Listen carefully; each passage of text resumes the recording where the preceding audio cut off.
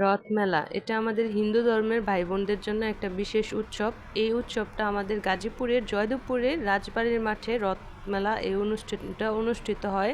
প্রায় মাসের মতো থাকে, 1 মাসের মতো এই মেলাটা থাকে। এখানে সমস্ত জিনিস পাওয়া যায়, একদম ছোট বাচ্চাদের খেলনা থেকে শুরু করে সংসারে যাবতীয় যত জিনিস আছে সব কিছুই আপনারা এখানে পাবেন। তো এই মেলাটা আমাদের এইখানে অনেক দিন আগে গেছে, তো আমার এই ভিডিওটা এখনও দেওয়া হয় না। এটা কিন্তু ভাওয়াল রাজার আমল থেকে এই মেলাটা চলতেছে।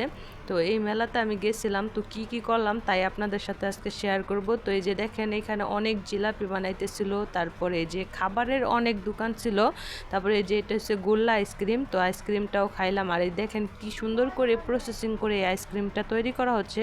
একটা বরফ থেকে কিন্তু এই আইসক্রিমটা তৈরি করা হয়। এখানে কিন্তু অন্য কোনো কিছু দেওয়া হয় না, বিট লবণ, বরফ, লেবু এইগুলা দিয়েই কিন্তু এই গোলা আইসক্রিমটা তৈরি করা হয়। রথমেলায় যারা আসছেন আর যারা আসেন বিশেষ করে তারা অবশ্যই এই জিনিসটা খাইছেন। আমি এটা আমার জীবনে প্রথমবার খাইলাম।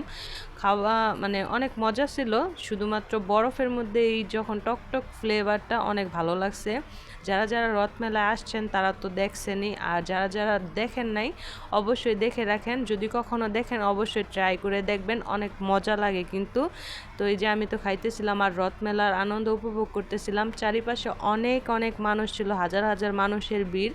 এই উৎসবটা যখন শুরু হয় তখন হিন্দু ধর্মের ভাই বোনদের থেকে আমাদের মুসলিম ধর্মের মানে যে কোনো ধর্মের মানুষই এখানে আসে শুধু এই মেলা উপভোগ করার জন্য। এখানে আপনার ভালো ভালো দাম মিষ্টি, গজা, নিমকি সব কিছু পাওয়া যায়। এই যে আমরা গজাও কিনে নিতেছিলাম। এই গজাটা কিন্তু একদম রসে ভরপুর, এটা কামড় দিলেই রস বেরোয়, অনেক মজার একটা খাবার। তো এই যে এখান থেকে আমরা গজাও কিনে নিলাম। আশেপাশে অনেক খাবারের দোকান, বিশেষ করে খাবারের দোকান বেশি থাকে। তারপরে এই যে একটা রাইড, এটা ছোট বাচ্চাদের জন্য একটা রাইড। এক কথায় বলা যায় যে একটা মেলাতে গেলে যেমন আপনি শাড়ি চুড়ি থেকে সব কিছু পাবেন, ঠিক তেমনই এইখানে আপনারা সব কিছু পেয়ে যাবেন। তো এই যে মেলাতে অনেক মানুষ ছিল, ওই দিন শুক্রবারের দিন ছিল, তো অনেক ভিড় ছিল। তারপরে এই যে দিক দিয়ে অনেক ফাস্টফুড দোকান, ফাস্টফুডগুলোও কিন্তু খুবই ভালো মজাদার।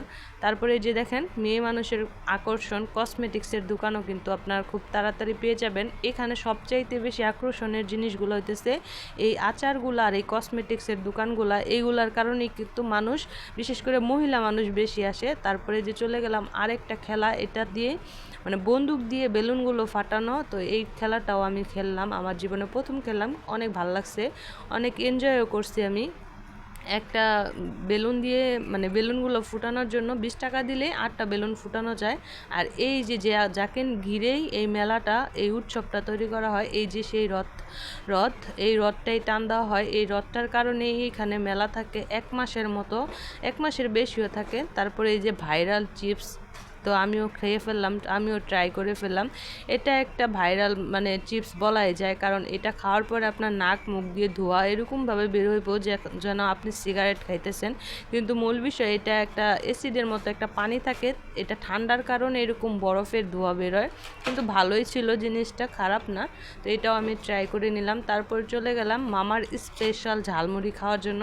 তো এই যে আমরা ঝালমুড়ি কিনে খাইতেছিলাম। তারপরে এই যে কামরাঙা মরিচগুলা যেভাবে সাজায় রাখছে দেখেই মনে হইতেছে যে খাইয়ে ফেলি, কিন্তু মামার ঝালমুড়িটা খাইলাম, অনেক ভালোই লাগলো।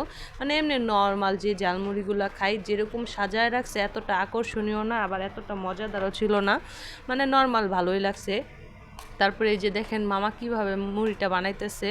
আমার কাছে মামার মুড়িটা সব কিছুই ভালো লাগছে, কিন্তু মামা ভিডিও করতেছিলাম তো তাই এক্সাইটেড হয়ে লেবুর রসটা বেশি দিয়ে ফেলছিল, তার জন্য আর কি ঝালমুড়িটা একটু টক টক লাগছে। ঝালটা তেমনভাবে বোঝা যায় না, মানে একদম ফ্লেভারটাই বোঝা যায় নাই, যে ঝালমুড়ির যে একটা নিজস্ব স্বাদ আছে ওই স্বাদটাই মামা লেবুর রস দিয়ে নষ্ট করে দিছে।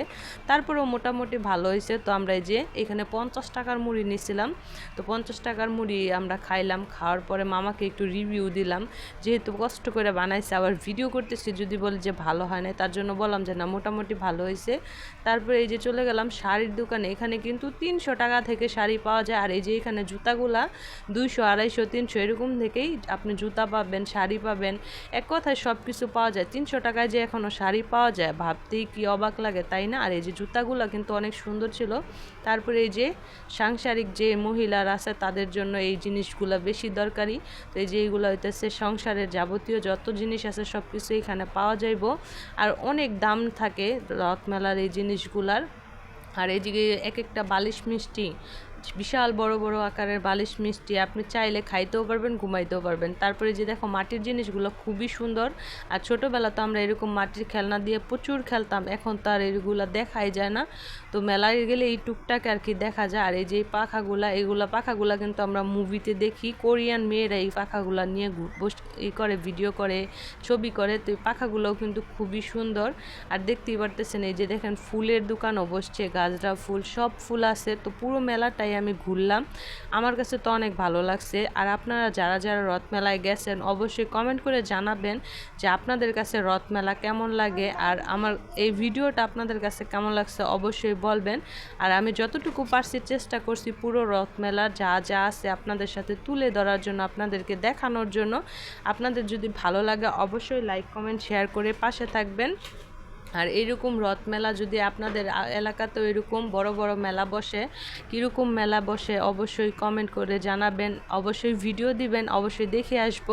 আর এই রথমেলাতে কিন্তু ভিড়, অনেক ভিড় থাকে, বিশেষ করে শুক্রবারে প্রচুর পরিমাণে ভিড় থাকে, কারণ এখানে সকল প্রকারের স্টুডেন্ট থেকে শুরু করে বড় বড় মানুষ সবাই আসে। ধন্যবাদ সবাইকে।